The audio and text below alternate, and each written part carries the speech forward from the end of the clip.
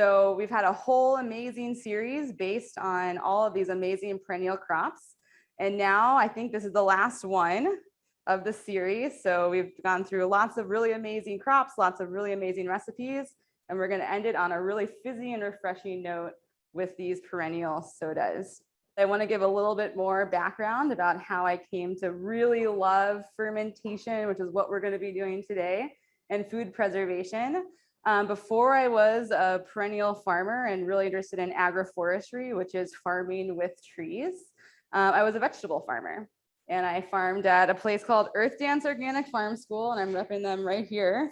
And when I was farming vegetables, we had all of these amazing produce that was left over after harvest. So a lot of things that were a little blemished, maybe greens that were kind of wilted or a little yellow, things that weren't picture perfect produce. So someone, if you were at the farmer's market, might pick it up, say, oh, this isn't quite perfect, set it down, and then no one would love it. So I would come along, take all of those things, take them home and start preserving them in my home kitchen.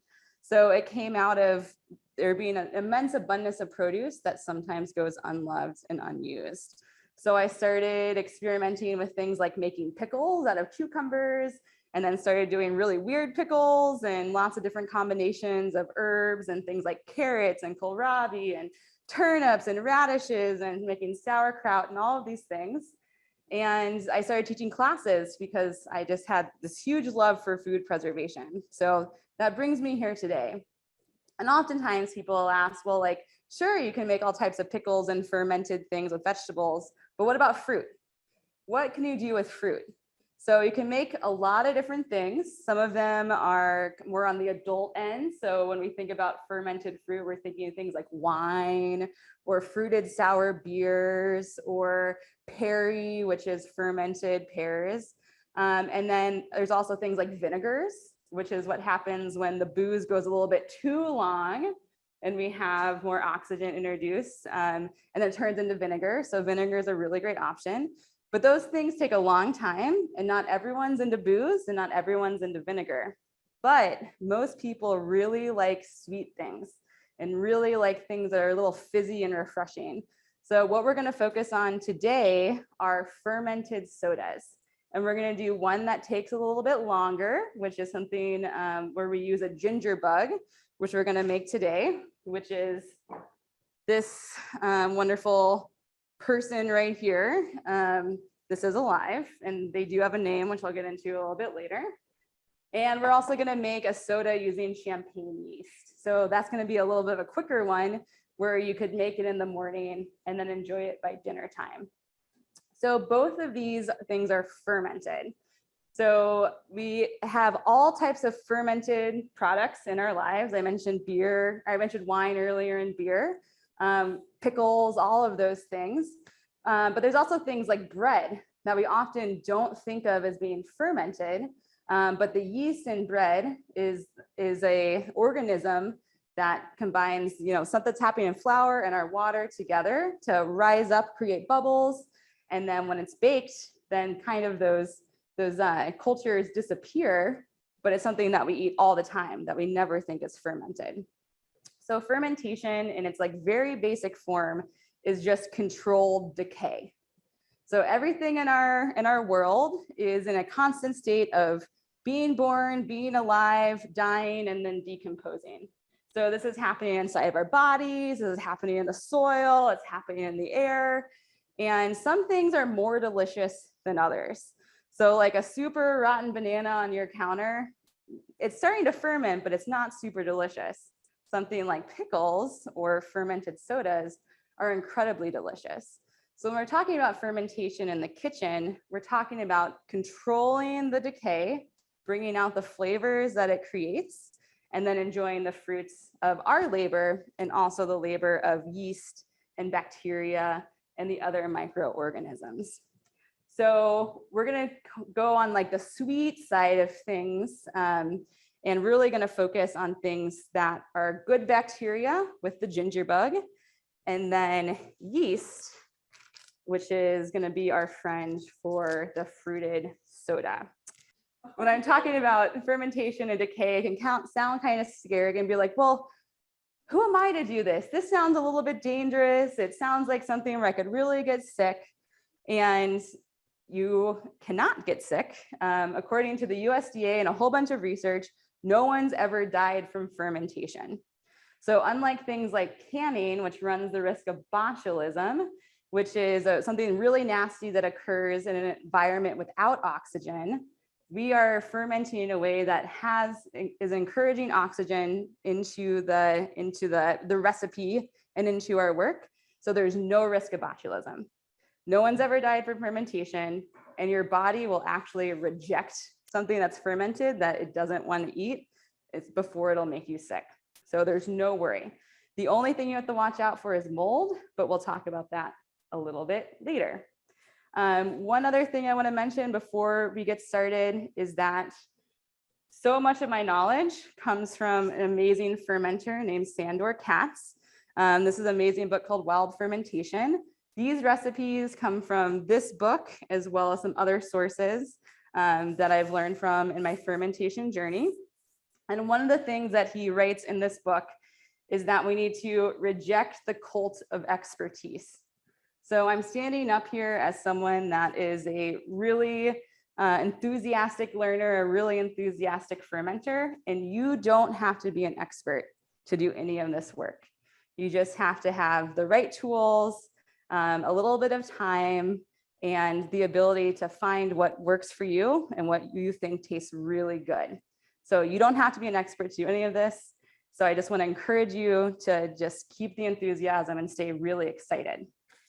Okay, so now on to the actual recipes and why we're here today, which is to make really delicious, nutritious homemade sodas. So the reason that I'm wanting to do this class and really focus on sodas is, number one, it's summertime. It's hot as heck outside. So that's, hard for humans, but it's also hard for produce. So we're going to be using strawberries, these beautiful strawberries from Havilah Gardens. We're kind of at the end of strawberry season because the heat has decided no more strawberries. Strawberries don't like a ton of heat, so they have a very ephemeral season. And for like all things, ephemeral means it's short-lived, so we want to be able to use them when they're looking good and in peak season. But the great thing about fermentation is you can use ones that don't look perfect, and it's going to be a-okay. And then the second reason we're kind of focusing on this one during the summer is when we're outside and we're working hard, we need to replenish our bodies with things that give us energy, things that hydrate us, and things that are really good for our gut and for our bodies themselves. So when we make homemade soda, they're probiotic. So that means that we're supporting our digestive system and like the physiological processes in our bodies. So when we drink things that have strawberries, herbs, ginger, citrus, with a little bit of sugar, and then yeast and bacteria, we're supporting the process of our body that make us feel the best. Which is different from things like high fructose corn syrup, which are heavily processed, full of sugars, that's really hard for our body to digest. And things like soda that we'd buy off the shelf can kind of like slow us down in the summer. But things like we're going to be making today can actually help us recover faster when we're out in the heat, and they just taste really delicious. So, okay, I'm done talking without any action. Now we're going to get into the actual recipes. And I apologize, I'm super passionate about these things, so I can like go off in tangents. But we're gonna get ready to do our first recipe, which is we're gonna be making a ginger bug.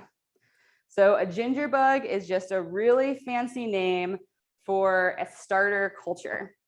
And what I mean by starter culture is we're creating a living organism that is going to be eating sugar and burping out carbon dioxide, creating carbonation, and then is going to allow us to create a soda that is fizzy and full of probiotics. So this is the party starter. The ginger bug is the party starter.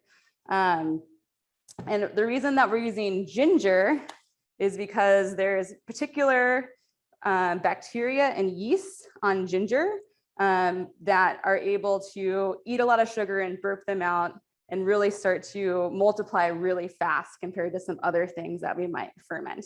So this is the base of ginger beer and ginger ale if you make it homemade. Also root beer can use a ginger bug, as well as lots of different types of sodas. So we have an organic hunk of ginger here. Here in this climate, ginger is an annual and people grow it in high tunnels. We want to have organic and local if possible, because non-organic ginger is irradiated, which means that it's zapped with radiation before it gets to the grocery store, which means it's killed off all of the good yeast and bacteria that's on this. And that's what we need to get the party started and get some good probiotics and carbonation. So here's one that's already made, and I'll get to it in a second. But we're gonna start with just cutting up this ginger and getting the recipe started. So you don't need to peel this at all whatsoever. One thing that you might do is find any spots that are brown or looking a little shriveled, and just go ahead and cut those off.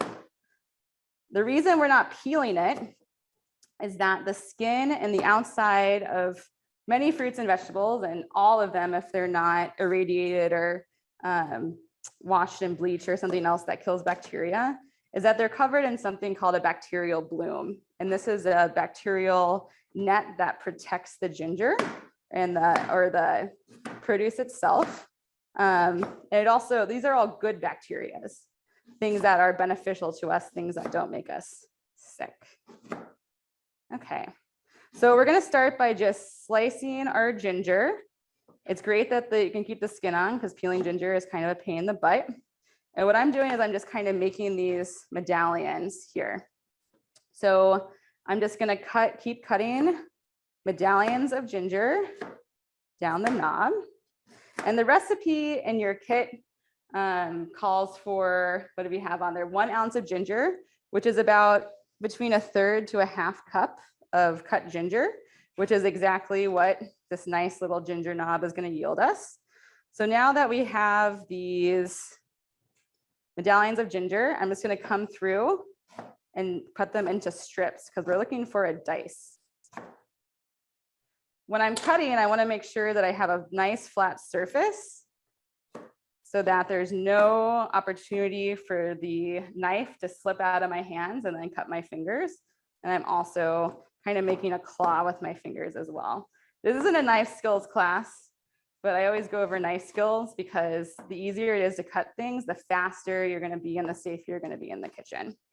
Okay, so I have all these little strips. Now I'm just going to do a dice. This is not precise. This is not an expert sort of culinary perfect sort of dice. And it doesn't really matter, because you're going to make a slurry out of things anyway. So here's our ginger. It's anywhere between 1/3 to 1/2 cup right here. And we're gonna go ahead and throw it into our pan here. The next thing we're gonna add is our sugar. So the sugar is important here, because all of this bacteria that's on here needs something to eat. So it needs something to gobble down and then spit out CO2 and get the symbiotic culture going. So I've used the word culture quite a bit, and culture is just something that's alive. So humans have culture, and plants have culture too, and all the microorganisms in our body also have culture. Okay, so now we're gonna do 2 teaspoons sugar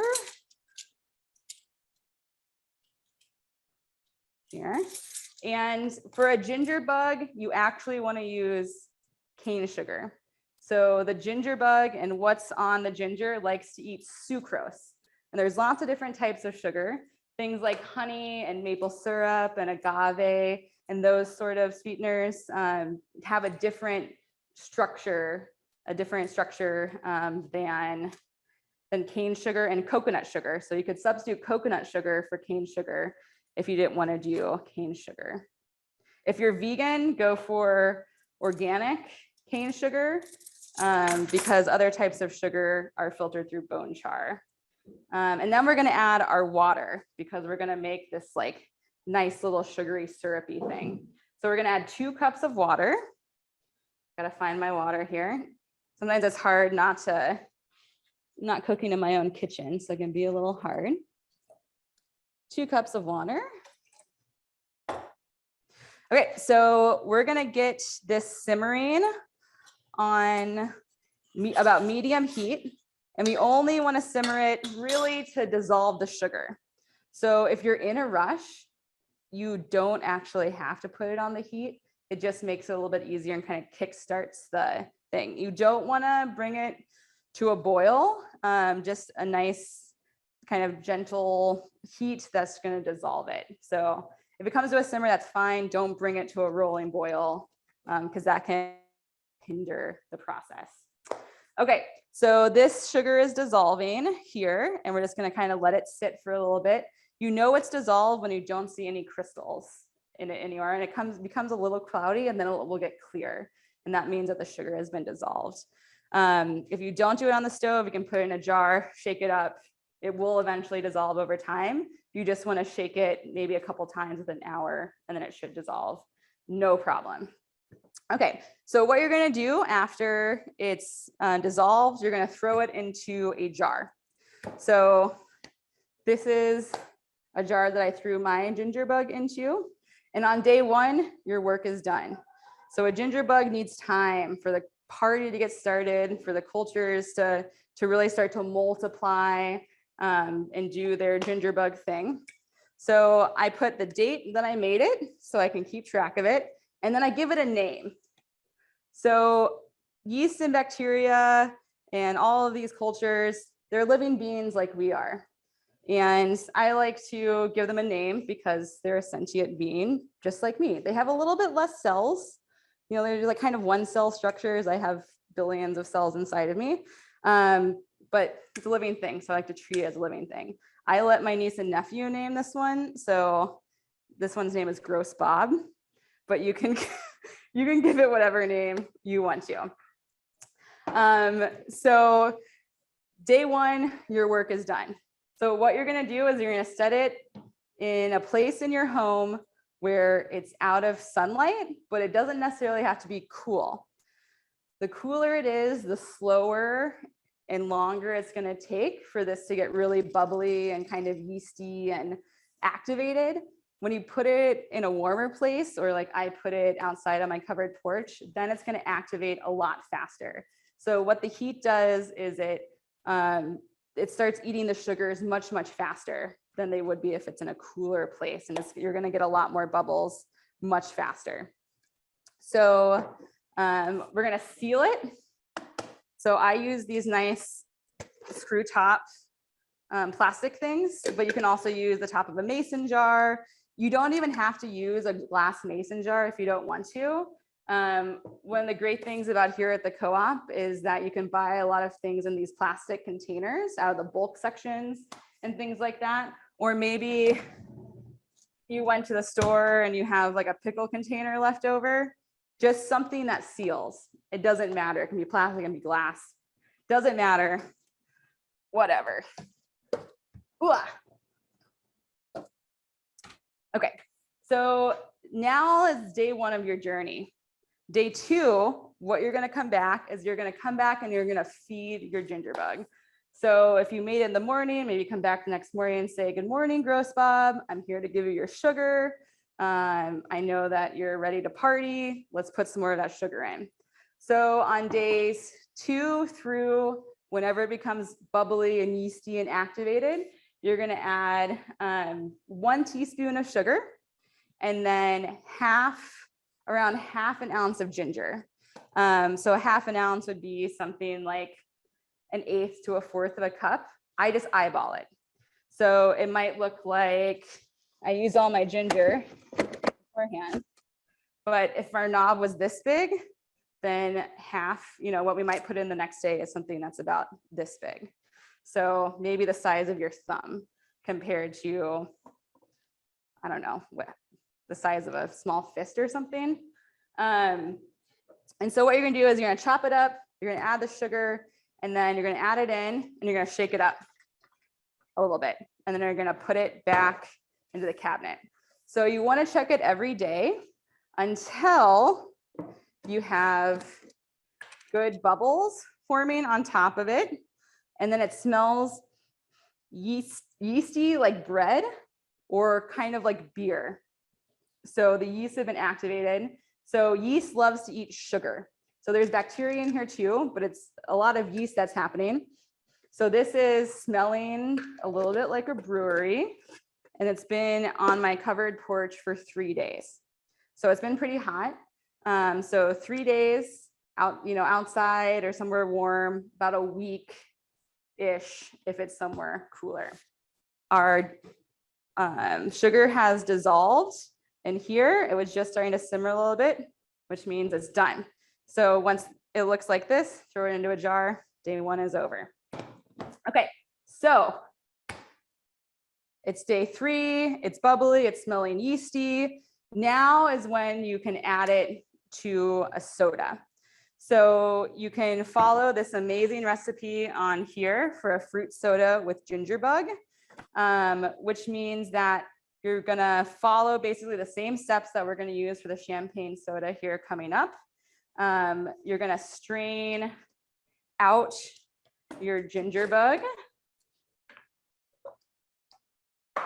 So you're gonna take your ginger bug here.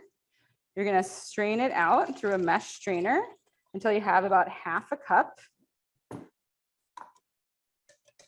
just throw that good ginger back in here. And then you add that to your fruited mixture, or you could use fruit juice or a simple syrup or anything of that nature. Throw that in there. And then you can throw it into a plastic container like this, or a flip top glass jar, which I don't recommend, but I'll get there in a second. And then you let it ferment until it's carbonated to your satisfaction. So this half cup of ginger bug is gonna do a similar thing to this yeast, which we're gonna make our next soda with. So I'm just gonna throw this ginger bug to the side and throw this yeast over here, and then we'll go into how to make the soda base. So, oops, it's already started doing its thing. I'm gonna throw this over here. So one thing that I'll mention about the ginger bug before we move on to making our actual soda is once you've used you strained it out, you have your half cup of starter culture here, you're gonna have to do something with Gross Bob. If you allow him to keep sitting out, he's gonna eat through all of the sugar and then he's gonna die, because there's nothing for those yeast and bacteria to eat anymore, and they're gonna starve to death. So if you don't want that to happen, but you don't wanna keep feeding Bob every day, and he's kind of demanding, and if you don't wanna do that, what you can do is simply throw him into the fridge. So once you throw Gross Bob into the fridge, basically what's gonna happen is those yeast and bacteria are gonna go to sleep. They're gonna get really sluggish, really slow, because it's really cold outside. And they just kind of slow all of everything down. So they're gonna slowly eat through the sugar that's left in there, but it's gonna take a long time. So you can store Gross Bob in the fridge, for a couple months, depending on how much sugar was in there to begin with. And then when you want to bring them out, all you have to do is say, I want to make another amazing soda with Gross Bob. You pull them out of the refrigerator, you add in a teaspoon of sugar, let it sit for a day, teaspoon of sugar and a little bit of ginger. You let it sit for a day, and then it's usually pretty good to go. So feed him until he's yeasty again, and then you have a starter culture for your next adventure. So now we're gonna move on to actually using our starter cultures with ginger bug or champagne yeast, which is gonna be the base of our next soda. In here, we have yeast and bacteria. So we made this ourselves. So we made the party ourselves. sometimes it's a lot of work to host a party. You don't have a lot of time. You don't have the mental capacity to plan a party and tend gross Bob. Like he can be a little needy. So you can go out and buy yeast. So someone else already did all the work to get this yeast to a state that's ready to party. This is champagne yeast. So this is going to be our party starter, our starter culture. And champagne yeast is great for making sodas because it has more of a neutral taste. There's lots of different other types of yeast you could use. You could use baker's yeast, but then it's going to taste a little more like beer and a little bit more like bread. And then you can also use something like cider yeast, which is used for hard cider. That's what I actually use to make the soda that I'm going to show you a little bit later. And champagne yeast, cider yeast, bread yeast, and all different types are just different strains of yeast. So they have very scientific technical names that I do not take the time to learn because there's so much space in my brain. But this is basically what's going to start eating the sugar in our soda and start making carbonation. So we're going to make the base of our soda. And this is where our perennial fruits come in. So today we have these amazing strawberries, but you could use any type of fruit you want in this recipe. So mulberries are in season right now. I went on a walk with my husband and daughter earlier, and we were eating mulberries off the tree and our hands are getting a little stained. Mulberries are a great option, a perennial fruit. You can make blueberries, blackberries, mulberries, figs, peaches, apples, pears, any type of fruit that has sugar in it, which is every type of fruit. You could make a tomato soda if you wanted to. But perennials are amazing for making these types of things because they're super sweet and they're ephemeral. They're only in season a short time, which means you need to use them up and enjoy them while you can. So this is a quart of strawberries here. They've been washed. And what we're gonna do is we're just gonna process these strawberries by taking off the tops and then throwing them in a pan here. So there's lots of different ways to do this. The way I like to do it is just to take my thumbnail and just kind of get the top off really quickly like this. You don't have to cut these up if you don't want to because they're gonna get dissolved in sugar. And you can save the tops of these strawberries and make vinegar with them if you want. It's super easy to make vinegar with fruit tops. You just throw them in a jar with a little bit of water and then a starter culture, which you can use just regular vinegar to do that. So you add a little bit of vinegar to make more vinegar. So kind of similar to the ginger bug, you add ginger, which is your the starter culture of the yeast that's already on there to get that party started. So as I'm going through here, I'm noticing that some of these strawberries are a little soft. Perfect. Like making soda is a great way to use things that say, if you have kids that are like, oh, texture weird, soft strawberry, no thank you. Then you can make soda with them and they'll probably love the soda. If there are things that are a little rotten or they've started to ferment a little bit, I wouldn't use that in the soda unless you like that more fermented taste that can be a little sour. I like it, so it doesn't really matter to me as long as it's not moldy, I'll throw it in. But like everything, it's to your taste and to your preference. So you don't have to be super exact when you're putting your fruit in. I think the recipe I gave said 3 cups of fruit. I probably should know that, but to be honest, I don't use a lot of recipes, but 3 cups of fruit. Yep, 3 cups of fruit. Which is basically about 3 handfuls. So I often like to think of things in handfuls or pinches or things like that. This one's super mushy. I'm just gonna go ahead and throw it in. This still looks good. So I have about 2 cups there. Trying to think of what other things you could make soda with. You could make, instead of using fruit, you could use tea and then add more sugar to it. So green tea soda is pretty tasty.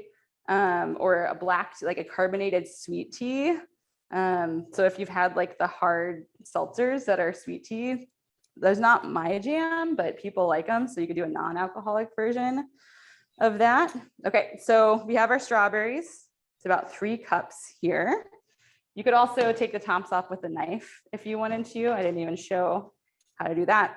Okay, so we have our strawberries, which are naturally full of sugar, but we're gonna add just a little bit more sugar because that's gonna help get the carbonation going a little bit faster.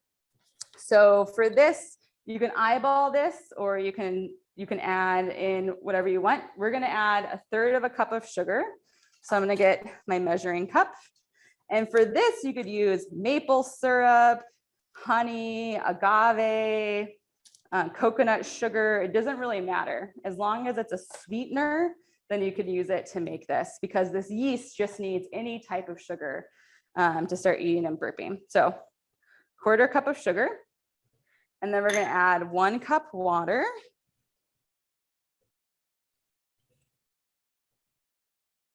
That's about 1 cup. More or less, it's fine.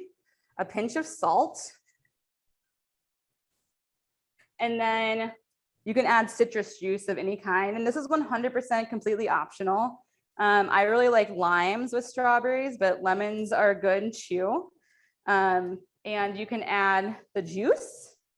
So I'm just gonna cut this, and about a 1/2 tablespoon of juice is about 1/2 to 1/3 of this lemon. And I'm just gonna squeeze it over. You can use a juicer, and I just use my hands to keep the seeds from going in there, because the seeds are a little bit bitter, and then it just is not super pleasant. One thing you could also do if you love citrus and want to boost it up is you can zest the outside of this. So when we're zesting,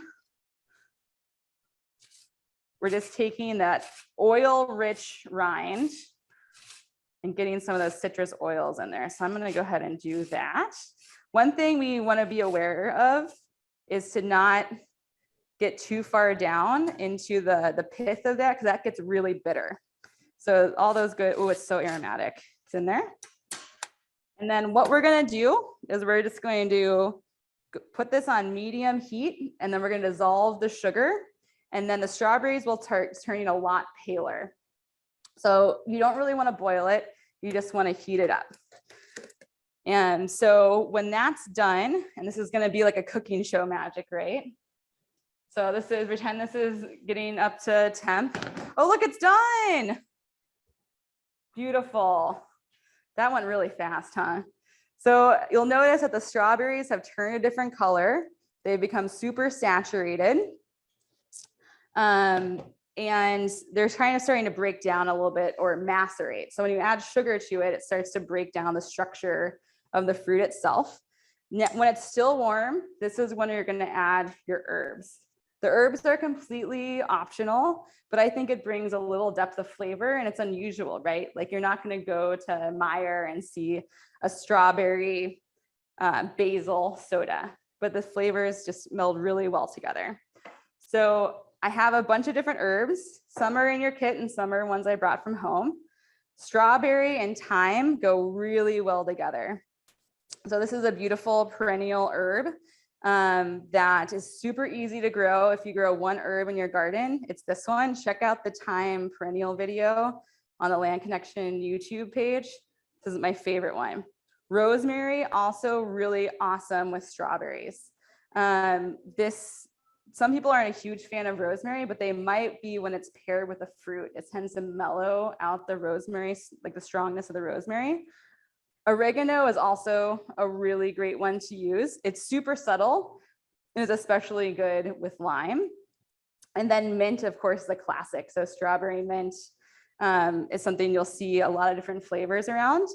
We want to add the herbs at the end as it goes to cool, because they can get a little bit bitter if it's sitting in the heat of the cook. So I'm going to go ahead and add, I'm going to get a little crazy here. I'm going to add thyme, which is an amazing perennial, and then I'm going to add basil, which is an annual in our climate. And just a couple. Basil can get really strong really fast, so you know, it's your choice and preference, but I like to add a little bit less. And what I'm going to do with basil, and I do the same thing with the mint, is I'm going to smash it because it starts to release some of the oils in there. And then just going to let it sit. Okay, so we'll pretend that it's sitting here and getting cool. And now it's time to bottle her up and add our starter culture. So I'm going to throw this behind me here so we have a little bit more room. Okay, so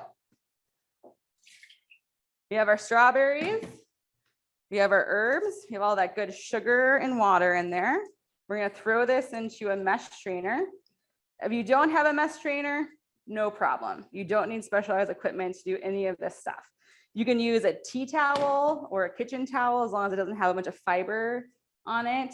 You can use a paper towel as long as it was something that is kind of not as thin as the super cheap ones. You could use an old t-shirt if you wanted to.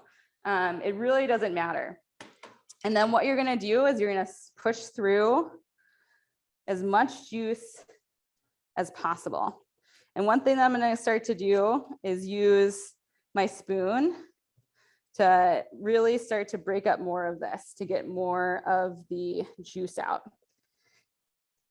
There we go. Yeah. Oh, thank you. This grater is in the way. Apologies, folks. I'm just so into these strawberries. They smell so good. Okay. If you really wanted to get out every last bit, you could let this sit for like 30 minutes and it'll start continue to release juice, but we don't have the luxury of that time. So I'm just going to stop now. And you'll notice that you'll have a bunch of kind of fruit pulp left over. Save this. Don't throw it away. This is like the best ice cream topper, yogurt topper, pancake topper. It's like just sugary deliciousness. I'm going to throw that to the side.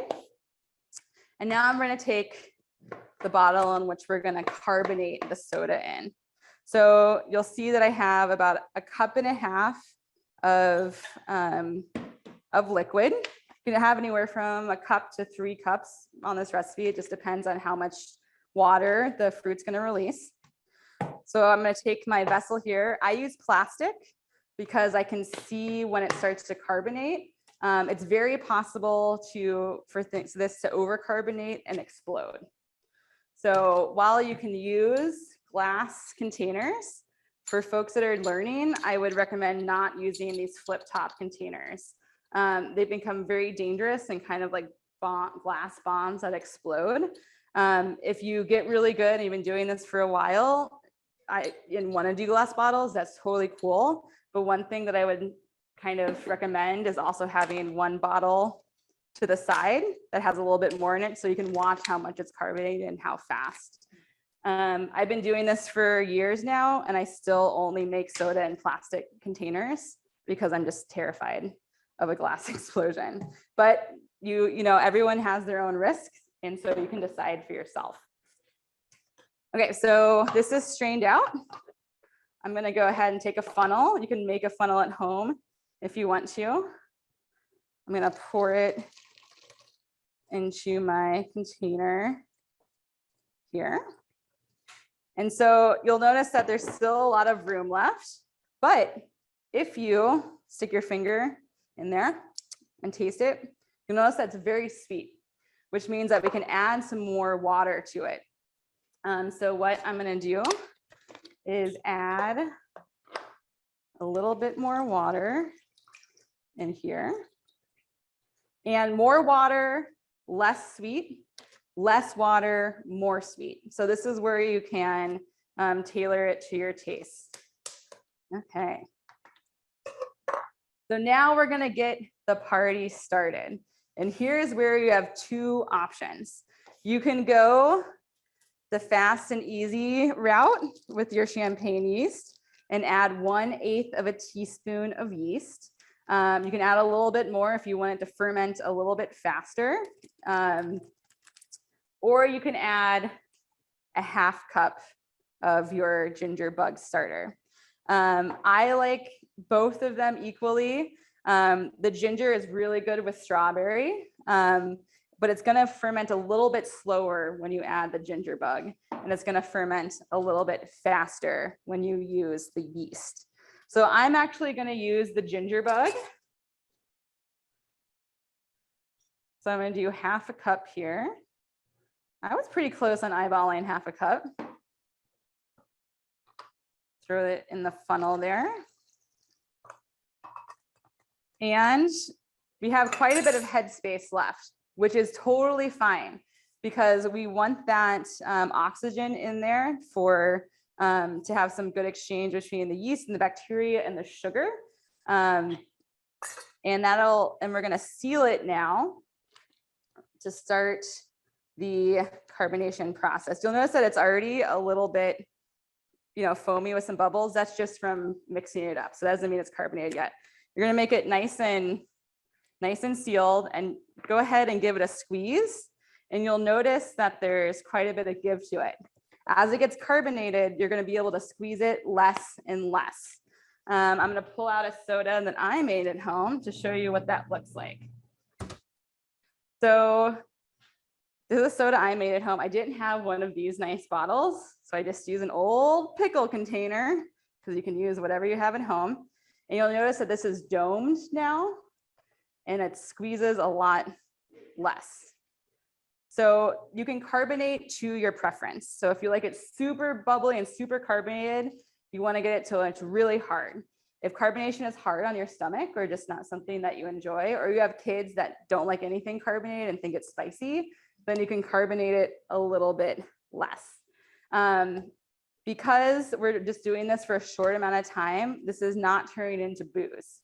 If you let it go longer, it has a chance of turning into alcohol, but this is a very short ferment, so it's going to stay in that non-boozy category. So this has less booze than, say, kombucha does. It is also a fermented drink. So I know it's done, and I stuck it in the fridge so it could start slowing down its fermentation and stop because it has this nice dome to it. I won't have the satisfaction of this from opening this, but we should hear a little bit of a pop when I open it to pour this in. So this sat on my covered porch for 10 hours. So it kind of fully carbonated in 10 hours because it was just like super warm. So it can go anywhere from 6 hours to 3 days, but you just go by the squeeze. You don't want to eat any or drink anything that's developed mold that is black. So black mold is a mold that is pretty highly toxic to humans, and it's something we don't want to mess with. If you have something floating around in your soda, I don't see it in this one here, but they're stringy and not fuzzy and not round or round shapes. That's cam yeast, and that's like a natural yeast that occurs through fermentation. That's fine. Like that's really good for your gut. That's super probiotic.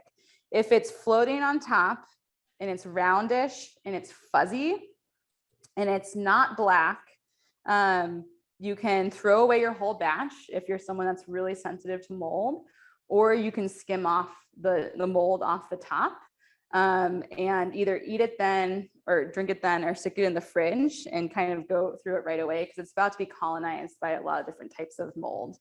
If it's black, toss out the entire thing because that's a toxic mold that we don't want to mess with. But whatever your mold tolerance is, then go with that. If it smells rotten or if it smells like super musty, or if you sniff it and your stomach goes, ugh, throw it out.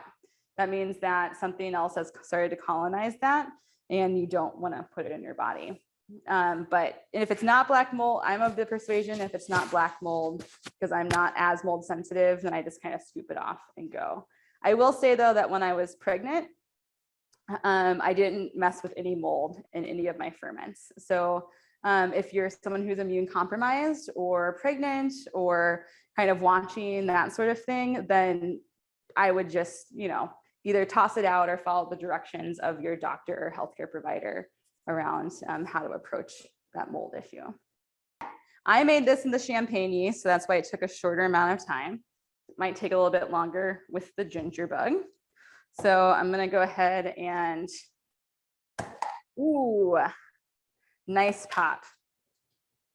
Oh, so good. I'm gonna pour it in here.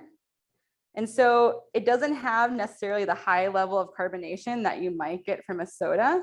That's partially because I did a pretty fast ferment, and also because I'm just not the hugest fan of a ton of bubbles. Ooh. But you can see the bubbles coming up the side of the glass here. So this is like a carbonation level similar to a beer rather than a soda. So it still has a bunch of sweetness to it. This one had basil and thyme in it, so you have a really nice kind of herby flavor profile. And it's a lot more refreshing than a soda. You know how a soda kind of makes you a little bit more thirsty when you drink it? This one is really thirst quenching. So cheers to amazing fermented sodas. Don't be afraid to experiment with a ton of different types of produce and herbs, whatever you have laying around, you can make a soda with it. So feel free to throw any other questions you have in the chat, and happy soda making.